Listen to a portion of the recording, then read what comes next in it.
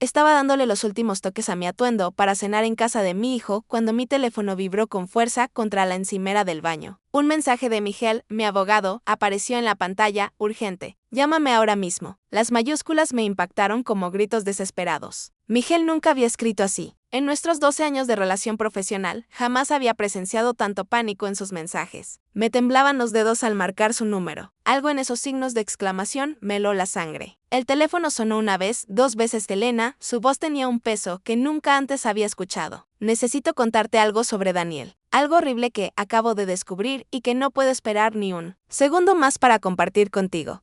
Mi reflejo en el pequeño espejo del baño mostraba a una mujer de 63 años que acababa de sentir el suelo derrumbarse bajo sus pies. Me hundí en la silla de mimbre, donde guardaba mi ropa limpia, con mi vestido azul arrugándose, mientras esperaba oír lo que cambiaría mi vida para siempre. Dime, Miguel, cuéntamelo todo. Tu hijo y su esposa planean internarte en un centro de cuidados. Elena. Han inventado documentos que afirman que sufres un deterioro cognitivo severo. Ya se han puesto en contacto con 4 lugares diferentes.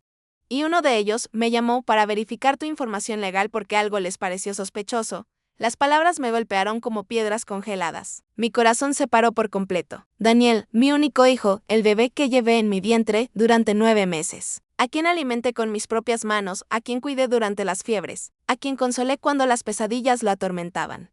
Pero eso no es todo, continuó Miguel con la voz ligeramente quebrada. Han estado desviando tu pensión mensual de $700 a una cuenta que controlan exclusivamente. Además, quieren que firmes una escritura de transferencia de la casa que compraste con el dinero del seguro de vida de tu marido. Elena, te están despojando de todo. Cerré los ojos y respiré hondo. El aroma del suavizante se mezcló con la colonia barata que me había aplicado minutos antes. Mi mundo entero se desintegraba en pedazos microscópicos, pero, curiosamente, una parte de mí no se sorprendió. Mi corazón llevaba meses susurrándome advertencias, los recuerdos volvieron como una avalancha imparable. Daniel a los 7 años, corriendo hacia mí con los brazos abiertos después de un día en el jardín de infancia.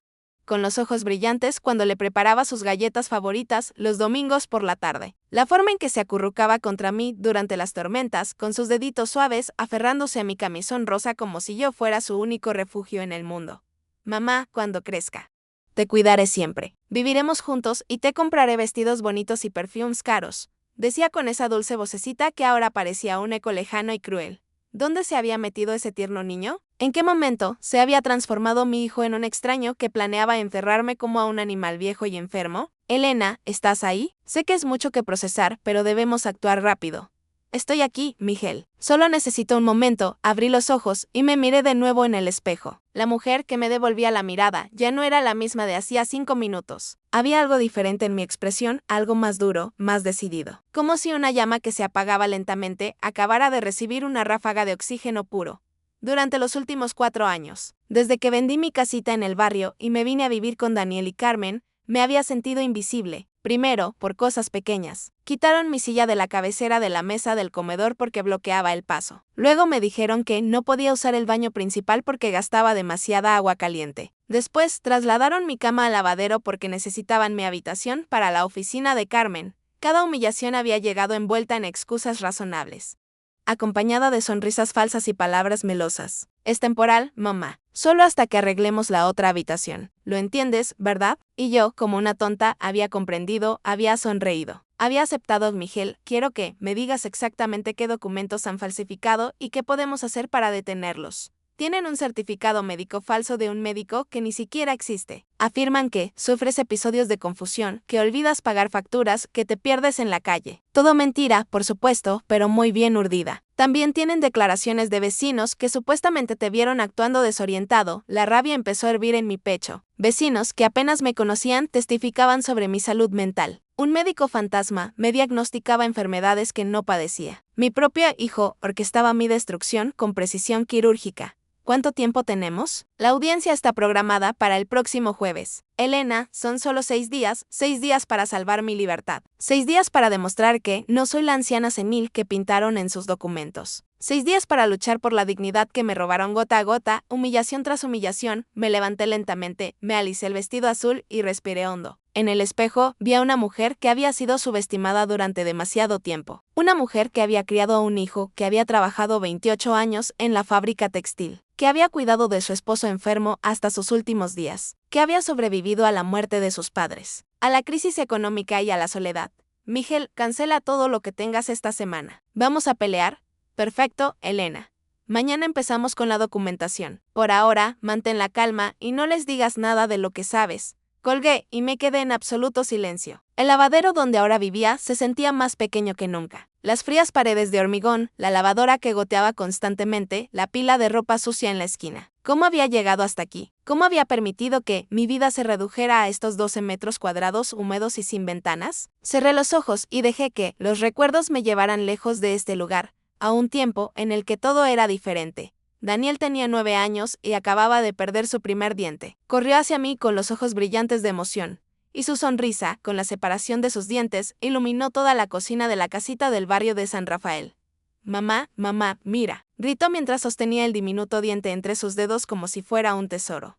Recuerdo perfectamente el olor a canela que flotaba en el aire porque estaba preparando su postre favorito, natillas caseras con caramelo dorado. Sus manitas aún olían a jabón de glicerina después del baño y su cabello húmedo dejaba gotitas en mi delantal rojo. El hada de los dientes me va a traer dinero, ¿verdad, mamá? Claro, mi amor, pero tienes que portarte muy bien y poner el diente debajo de la almohada. Le respondí mientras lo abrazaba fuerte contra mi pecho. Su cuerpecito cálido se acurrucó contra mí con esa confianza absoluta que solo los niños poseen. Era como si yo fuera su mundo entero, su refugio, su superhéroe personal, esa noche, después de que se durmiera.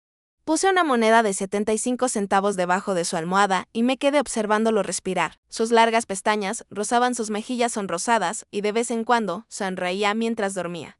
Algún día te cuidaré, mamá. Cuando seas vieja, trabajaré duro y te compraré una casa grande con un jardín lleno de flores, murmuró en sueños. Las lágrimas corrían por mis mejillas al regresar al cruel presente. ¿Dónde se había metido ese niño que prometió cuidarme? ¿En qué momento se convirtió en el hombre que ahora planea encerrarme en una residencia de ancianos para robarme todo lo que tengo? Me levanté y caminé hacia la pequeña ventana del lavadero. Afuera caía la noche y las farolas empezaban a encenderse una a una. Desde allí podía oír las voces de Daniel y Carmen en el comedor principal, riendo y charlando como si nada hubiera pasado, como si no hubieran destruido mi mundo. La vieja está muy tranquila hoy, escuché la voz de Carmen filtrándose a través de las delgadas paredes. Mejor para nosotros. Menos problemas, respondió Daniel con una frialdad que me atravesó como un cuchillo helado.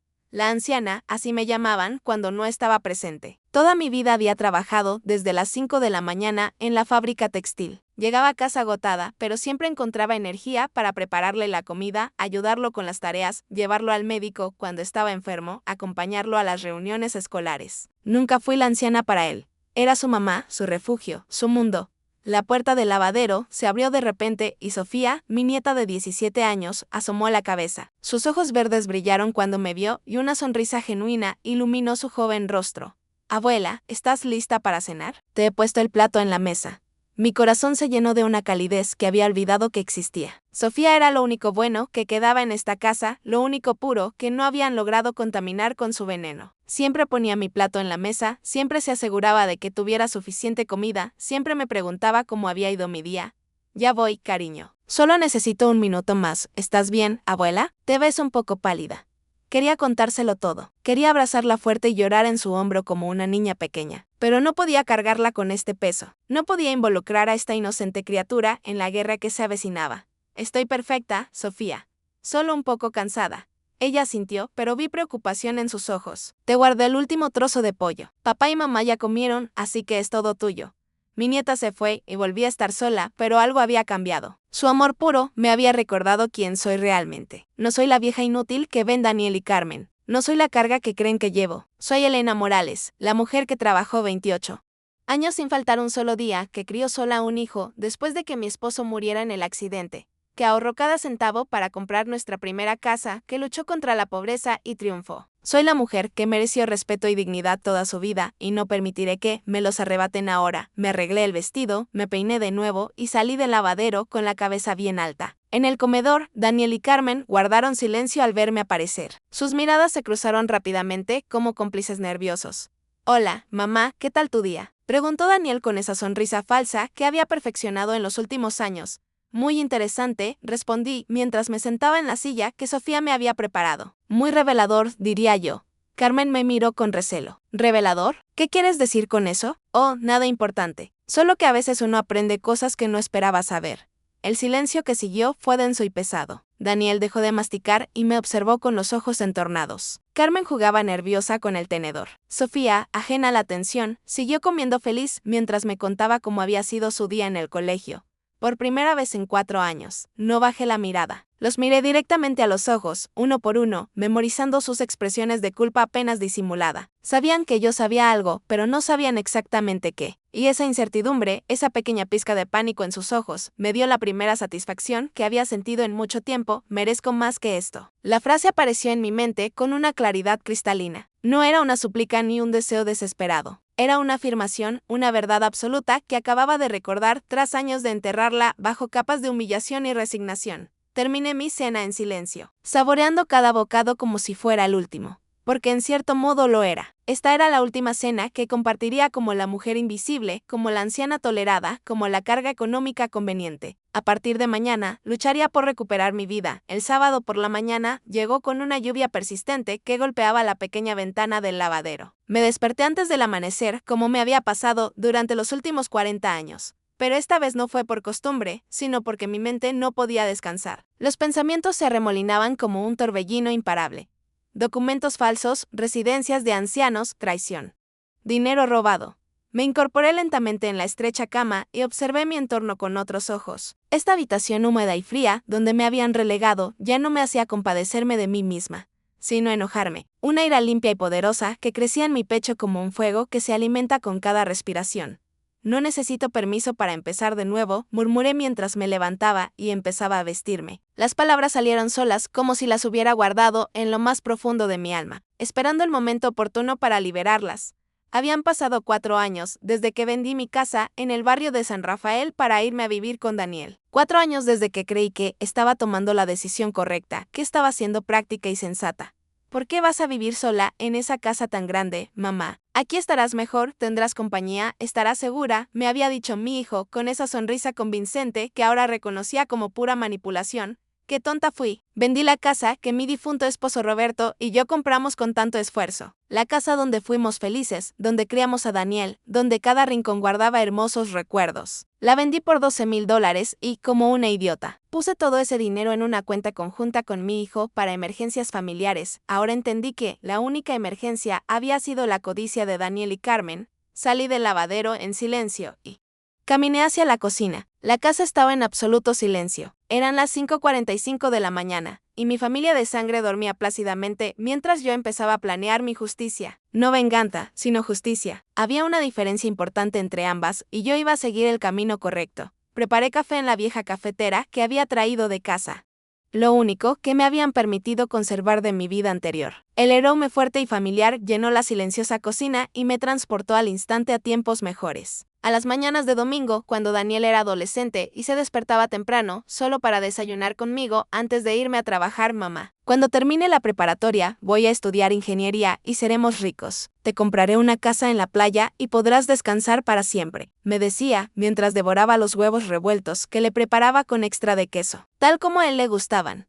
Sus ojos brillaban con sueños sinceros en aquel entonces. O quizá ya había querido verlos así. Quizá siempre había habido algo calculador en su mirada que yo, ciega de amor maternal, me había negado a reconocer. El sonido de pasos en la escalera interrumpió mis pensamientos. Era Sofía, todavía en pijama, con el pelo revuelto y los ojos soñolientos. Buenos días, abuela. ¿Por qué te levantaste tan temprano? Los viejos duermen poco, cariño, mentí con una sonrisa. ¿Quieres café? Preparé bastante, te ayudaré con el desayuno. Mamá y papá bajarán pronto. Mientras Sofía sacaba huevos del refrigerador, la observé moverse por la cocina con la gracia natural de la juventud. Tenía 17 años y toda la vida por delante. No sabía que sus padres eran ladrones disfrazados de niños devotos. No sabía que el dinero para pagar su colegio privado, sus clases de piano y su ropa de diseñador provenía de la pensión que yo había ganado trabajando desde los 15 de abuela. ¿Puedo preguntarte algo? Por supuesto, cariño, lo que quieras. ¿Eras feliz de joven? Es decir, antes de casarte con tu abuelo, cuando vivías con tus padres. La pregunta me sorprendió. Sofía nunca me había preguntado sobre mi juventud, sobre mis sueños, sobre la mujer que había sido antes de ser madre y esposa. Yo era muy feliz, Sofía. Tenía planes, grandes sueños. Quería estudiar para ser maestra, quería viajar, quería ver el mundo. ¿Y por qué no lo hiciste? Porque me enamoré de tu abuelo a los 18 años y pensé que el amor me bastaba. Porque me quedé embarazada de tu padre a los 19 y tuve que dejar la escuela. Porque en aquella época, las mujeres no tenían las opciones que tú tienes ahora. Porque sacrifiqué mis sueños por mi familia y durante 40 años creí haber hecho lo correcto. Las circunstancias cambiaron. Cariño, pero eso no significa que sea demasiado tarde para empezar de nuevo. Sofía me miró con curiosidad. Había algo en mi tono de voz que debió llamar su atención, algo diferente, más decidido. ¿Estás pensando en hacer algo nuevo, abuela? Tal vez. Nunca se sabe lo que podría pasar. En ese momento, Daniel apareció en la cocina. Vestía su bata verde oscuro y tenía esa expresión soñolienta que siempre había tenido por las mañanas desde niño. Pero al verme, sus ojos se despertaron por completo y me observó con una atención que me incomodó. Buenos días, mamá. Te levantaste muy temprano. Buenos días, hijo. Sabes que, a mi edad uno duerme poco. Se acercó a la cafetera y se sirvió una taza, pero no dejó de observarme ni un segundo. Había algo diferente en su mirada, como si intentara descifrar algún misterio. Anoche estuviste muy callado durante la cena, Do. Sí, no me di cuenta. Sí, parecía que tenías algo en mente, como si estuvieras preocupado por algo. Sofía puso los huevos en la sartén y el chisporroteo llenó el tenso silencio que se había formado entre su padre y yo. Daniel seguía esperando una respuesta, pero me tomé mi tiempo. Bebí mi café lentamente, saboreando el momento de poder que había descubierto en su incertidumbre. No estoy preocupado, Daniel. Estoy reflexionando. ¿Reflexionando sobre qué? Sobre la vida, sobre decisiones, sobre personas en las que confías y sobre aquellas que quizá no merecen esa confianza. Su mano se tensó alrededor de la taza de café. Carmen apareció en la cocina en ese preciso instante como si hubiera estado escuchando desde la escalera. Llevaba una bata de seda rosa que probablemente costaba más que toda mi pensión mensual. Buenos días, familia, dijo con esa voz melosa que usaba cuando quería parecer normal. Buenos días, Carmen. ¿Dormiste bien? Como un bebé, gracias. Y tú, Elena, parecías un poco agitada anoche e interesante. Ambos notaron mi cambio de actitud. Ambos buscan información. Ambos saben que algo ha cambiado, pero no saben exactamente qué para nada. De hecho, anoche tuve una conversación muy enriquecedora. Me ayudó a ver las cosas desde una perspectiva completamente nueva. Daniel y Carmen intercambiaron una mirada fugaz y cargada de significado. Esa mirada cómplice que creían que no podía ver, esa mirada que confirmaba todo lo que Miguel me había dicho por teléfono. ¿Una conversación? ¿Con quién?, preguntó Carmen, intentando sonar despreocupada. Con una persona muy sabia que me recordó algo que había olvidado, que nunca es demasiado tarde para defenderse. El silencio que siguió fue ensordecedor. Sofía seguía cocinando, ajena a la tensión que crepitaba en el aire como la electricidad antes de una tormenta. Daniel había palidecido y Carmen jugueteaba nerviosa con el cinturón de su bata. Se acerca el día en que dejarán de subestimarme. La frase me vino a la mente con la fuerza de una revelación. No era una amenaza vacía ni un deseo desesperado. Era una promesa que me hacía a mí mismo, una promesa que cumpliría cueste lo que cueste. Terminé mi café de un trago y puse la taza en el fregadero. Sofía, mi amor, el desayuno está delicioso como siempre. Voy a salir un rato esta mañana. Puede que vuelva tarde. ¿A dónde vas, mamá?, preguntó Daniel con una urgencia mal disimulada. Para resolver algunos asuntos pendientes, cosas que llevo posponiendo demasiado tiempo.